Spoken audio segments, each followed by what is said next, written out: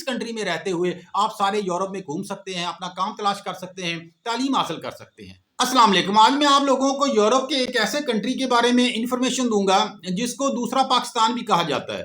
اس کی ایک تاریخی وجہ ہے، ہسٹوریکل ریزن ہے، اور میں یقین سے کہہ سکتا ہوں کہ 90% پاکستانی میری اس بات کو نہیں جانتے، اس انفارمیشن کو نہیں جانتے۔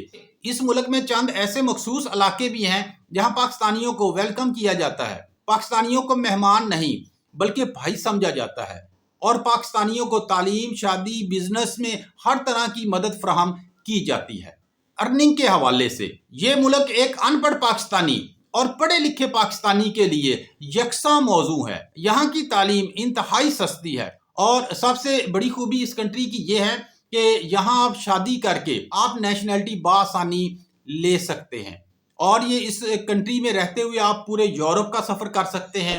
یہ کنٹری کون سا ہے؟ اس سے پہلے میں آپ لوگوں سے ایک ریکویسٹ کروں گا کہ ایک تو میری ویڈیو کو آپ لازمی لائک کر دیا کریں، دوسری میں ایک اور ریکویسٹ کروں گا کہ کوئی بھی ویڈیو، کوئی بھی انفارمیشن اگر آپ لوگوں کے مطابق نہ ہو، آپ لوگوں کے لیے ویلیویبل نہ ہو، تو اس انفارمیشن کو، چاہے میری ہو یا کسی بھی یوٹیوبر کی ہو، ایک پازیٹیو انفارمیشن، تو اس کو آپ لازمی شیئر کر دیا کریں۔ ہو سکتا ہے کہ وہ انفارمیشن آپ لوگوں کے کام کی نہ ہو، لیکن جس آدمی کے پاس پہنچے اس کے لیے کام کی ہو۔ سب سے پہلے میں آپ کو بتاؤں گا یہ کنٹری کون سا ہے، اس کے بعد میں آپ کو بتاؤں گا کہ اس کنٹری میں تعلیم کے کیا ایکسپینسز ہیں۔ تیسرے نمبر پہ آپ کو میں بتاؤں گا کہ اس کنٹری میں اگر آپ شادی کے ذریعے نیشنلٹی حاصل کرنا چاہتے ہیں تو کیسے کریں گے 6 ماہ میں۔ اور آخری چیز میں آپ کو بتاؤں گا کہ اس کنٹری میں وہ کون سے مخصوص علاقے ہیں جہاں پاکستانیوں کو ویلکم کیا جاتا ہے۔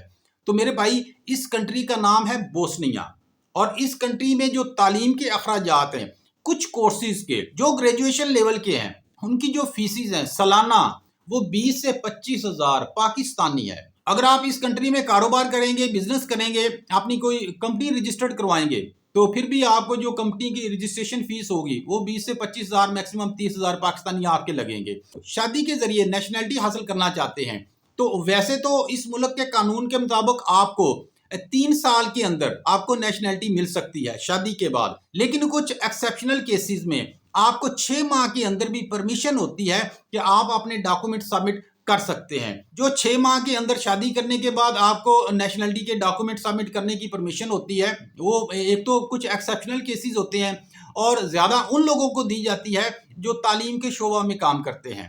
اب لاسٹ میں آپ کو بتاتا ہوں کہ وہ ایسے مخصوص علاقے کون سے ہیں جہاں پاکستانیوں کو ویلکم کیا جاتا ہے، پاکستانیوں کو بھائی سمجھا جاتا ہے۔